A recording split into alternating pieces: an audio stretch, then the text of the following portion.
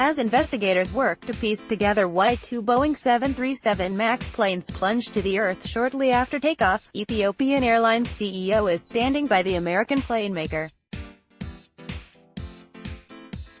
In a lengthy statement Monday, Tewolde GebreMariam said the carrier's pilots had all the proper training necessary for the aircraft in question, and that it's working with investigators to figure out what went wrong with Flight 302.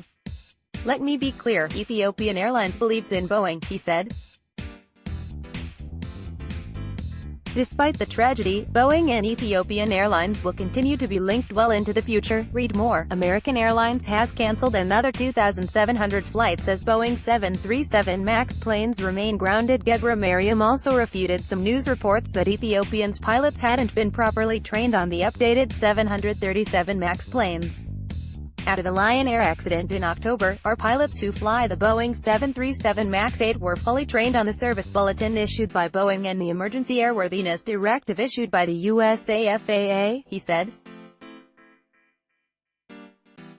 Contrary to some media reports, our pilots who fly the new model were trained on all appropriate simulators. In the wake of the two crashes, which also left 737 MAX planes grounded in nearly all of the world's countries, Boeing also began distributing a safety feature on the plane for free that had previously been a purchased add-on. Called a Disagree Light, the feature is designed to alert pilots to any potential malfunction in the MCAS system, which investigators say is likely a cause in both crashes. The MCAS software works to point a plane's nose downward if it detects too steep of an incline that might induce a stall. The New York Times also reported on Sunday that Boeing rushed to develop the 737 MAX in order to compete with Airbus A320neo plane.